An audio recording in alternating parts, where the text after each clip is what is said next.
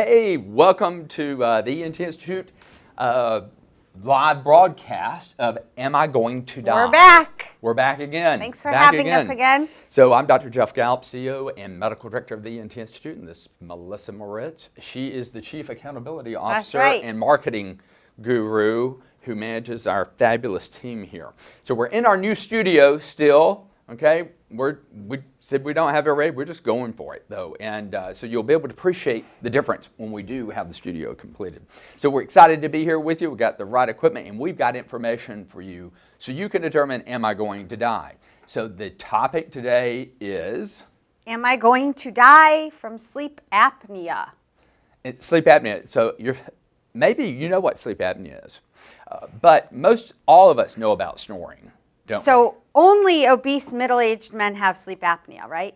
No, that's not true. That's a myth. That's all a myth. Okay, let's talk about these myths, and that's one of them. So it has to do with, well, snoring is a sign of sleep apnea. Not everybody that snores has obstructive sleep apnea. I promise you, anybody that has obstructive sleep apnea does snore some, right?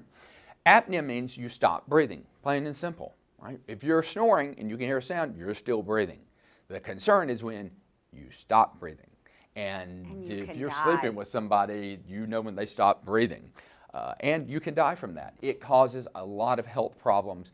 I mean, we have some stats. I mean, 25 million people. 25 million Americans. Are you one of them? 25 million Americans have sleep apnea.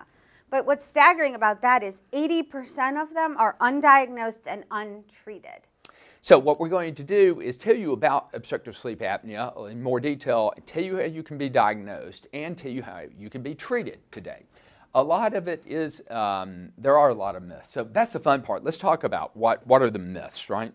So if you don't snore, you can't have obstructive sleep apnea, like I just said. No, you do. If you're not snoring, it's probably really bad. That is, you're asleep, you're trying to breathe, and you're not making any noise. You're totally obstructed, meaning there's no airway flow, right? So not true. Can it just be a nuisance? Yeah, well, it can be. You may have snoring, and that may be all that you have, but you don't know unless you're tested, right? So there's a myth. The only way to get diagnosed with sleep apnea is to go to a sleep lab. Well, not necessarily, right? So we have home sleep devices like the one you see here, so you don't have to go to a sleep lab. It may not do everything that we need, and if we do not get the reading we need from this, then we would send you to a sleep lab. But this can be done at home over 2 nights to have a good sampling. So let's dive into that right now since we're on it. So here, hold on, this is Charlie. Hey, Charlie. But this is Dr. Gallup's. Well, I put it on Charlie so I wouldn't have to do it. No, we want to show everybody what's going on. Like, instead of going to a sleep lab, right? All you do is you take this. This becomes easier as time goes on. Let's put it on the right way. Okay. And you put this over your head like so you don't check into a sterile place and do it at home. Get all I have a friend connected that I just hooked up with this, and he's doing it at home now. And you place this, and you tighten it down. And look at that. That's your sleep study. I know you're thinking, how do I sleep with this? Well, a lot of people do, and we have you use it for 2 nights so that we get accurate readings. And this will measure your ability to breathe, how many times you breathe, what your oxygen level is. That's what this is for. And so what we're trying to do is see if you have something called hypopnea, that is low oxygen level, right?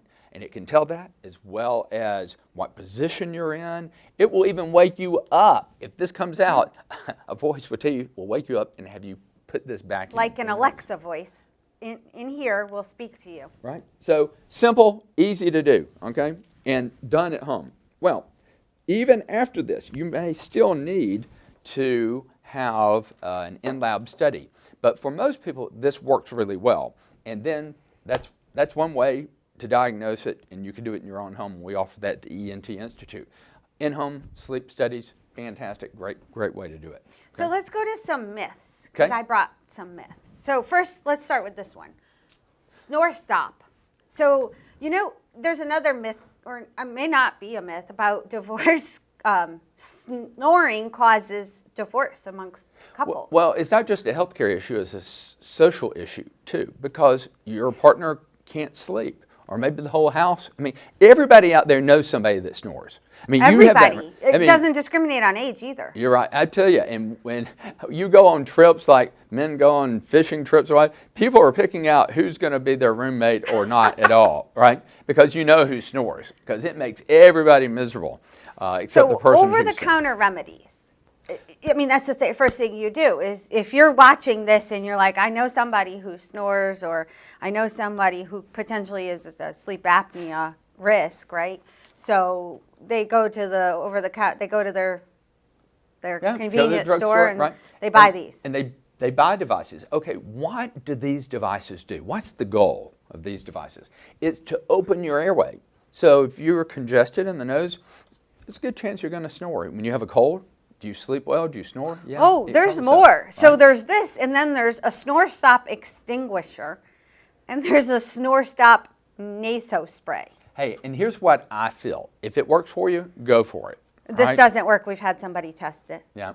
And but if it works for you, great. And then this. Okay. Oh, the infamous. Oh, I love this. And it works. It works. It works. Right. The Breathe Right strip. Man, oh man. I met the person who invented this. Did you? And it's really simple. You take this. It's it's like a multi-million to billion-dollar industry. And Breathe Right strips. And you see athletes put that on. You do. Wow. You know why this works? Can you breathe better? Yes. Yeah, anybody can. I thought that was a myth. It's not a myth, but in that it does help you breathe, but it may not be all you need. Because remember, we're talking about obstruction of the airway. You know, what you breathe through, whether it's the nose, mouth, all the way down the back of the throat to get to the voice box and down into So the it's more than just putting a strip on your nose. And right. And all this does is that treat. like wear off? No, they stick pretty well. I mean, you see them every Sunday. I They have last the whole used them. football game. And so you wear this to open the nasal valve. That's what we call it. See, it widens this area of the nose. And to a layperson, don't know that means a whole lot. But you can put these on, and I promise you, immediately you'll say, oh, I breathe better. Most people, it helps. So it does help this one area. It does not treat anything behind the nose into the back of the throat. And that's why, unless you're snoring and sleep apnea is caused by the nasal valve only, this will not cure you, right? But it will help you breathe a little bit better. All right. This is my favorite because I ordered this from a TV commercial. All right. Right? This is for you. Okay. You're supposed to put it in your nose and try to sleep with that thing in your nose. Like, which way does it go in? It didn't come with instructions. I don't know. So I ordered it, and it says an anti-snore sleep aid. God, that obstructs my nose. I don't think I can breathe with it. I mean, I feel like I got something in my nose. Can you see anything in my nose? Could you sleep with that? No, it'd be like, out in no time. Right? So that's supposed to be a nose breathing apparatus for sleep apnea. Wow, that is very interesting. Buyer beware. You know, no, I mean I would not use that. Again, a lot of things It is recommended that you use it for 5 to 8 months. Wow, fantastic. By then you could die from sleep apnea. Wow. I don't okay. think that. Let's go to our. Let's jump into like, what if they come in and they get their sleep, they get their home sleep study, and it shows they have obstructive sleep apnea, right? So what are the treatments for obstructive sleep apnea for the majority of people? Okay? 1, weight loss. 2, weight loss. 3, weight loss. Okay.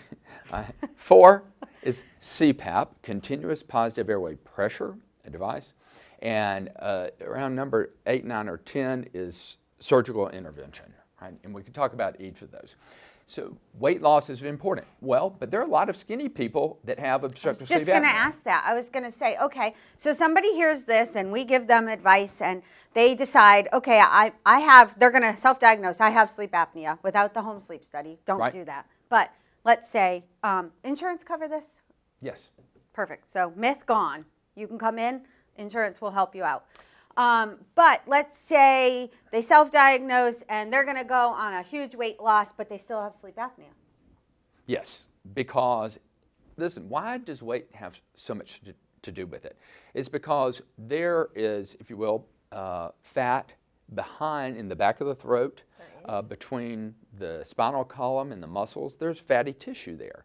And when you gain weight, then you gain it there too. So it I had causes no it. idea. I Yeah. just learned something new. I love Right, it. well. That's why I love doing what I do. I learned something You ask new the every questions, day. and I will give you the answers. All right. Wow. So this is what we do at the ENT Institute. We're experts in treating, in diagnosing and treating, and helping you treat your sleep apnea so that you can have a better life. Okay. So, to answer the question, because I think we're going to wrap it up now, will I die from sleep apnea? Yes, you can die. Reggie White, who played for the Green Bay Packers, is pretty famous, and Yeah. he died from complications of obstructive sleep apnea. Wow. Why would you do that? What other health issues can result from sleep apnea? Well, high blood pressure, pulmonary hypertension, all, again, high blood pressure, yes. Sleep deprivation in general, and your body's metabolism is changed. Your subconscious part of your body that makes it all work knows that if I'm obstructed at night, I need a lot of energy. So you gain weight just by having obstructive body sleep stores the apnea. fat. Now, the opposite is generally true as well. When you treat the obstructive sleep apnea, just by treating it, you will lose weight. In We fact, have a patient. we do. We indeed. have, for marketing department, we do a partnership with the Fish 104.7. It's the local faith-based radio station here. And if you're watching, or you have a market that probably has one of those stations too. But as a marketing team, we partnered with the traffic reporter, the traffic guru there, Chris Monroe. Right. Chris Monroe is on TV, and we can tell you that because he's given us permission to. Right. It has changed his life. And just by using CPAP, he started losing weight. He had no idea how bad his sleep apnea was. First, he came in because of sinuses. And then being the ENT Institute, where we really treat the whole person and the patient, we discovered his sleep apnea. We did because, again, He did any this. nasal sinus issues you have can contribute to it. Anything that blocks your airway can lead to snoring and or sleep apnea. So remember, you may snore and not have sleep apnea, but you don't know unless you're tested. Okay? And then as you, once we find out if you do have it, then there are different modalities, the weight loss being number one. But what if you don't need to lose weight? Well, now we can talk about the obstruction. The most common thing, we really suggest people use a continuous positive airway pressure device, CPAP device, and they are so small. This right? is a travel. And people use it at home, and it doesn't make a lot of noise, so And we'll all get the things mask that you've fits heard. you right too. Yep, and there are different masks, just whatever works best for you. You can use one just in the nose or one that goes over the mouth as well. So we have all these there, and we'll work with you to make sure you get what you need. Do you always have to wear these, right?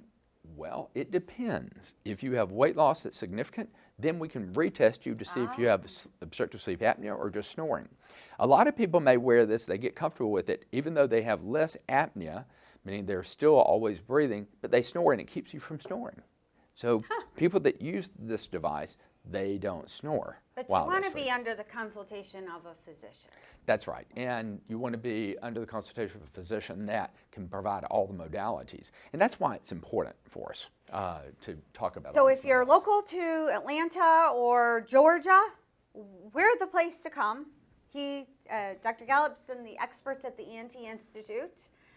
If you're not, find an ENT that has the sleep studies in their repertoire. That's right. They do, and most all of us treat that. So go where it's easiest for you, but like we always say here at the ENT Institute, if you have the need, let our family take care of yours. And for next week's, message us, suggestions. We have a couple of good "Am I going to die?" topics in planning. I know. I'm really uncomfortable with that, but it's working. We're going to go with it right now. Well, okay? I mean, you can die from sleep apnea. Well, so you can. That's it's a number one. In fact, we will go into more details please, later. Just stop. Don't waste your money anymore. Make an appointment, covered by insurance. Don't waste your money anymore. Sleep All right. apnea. Very good. Thanks for joining us. Thank See you next week. See you next week.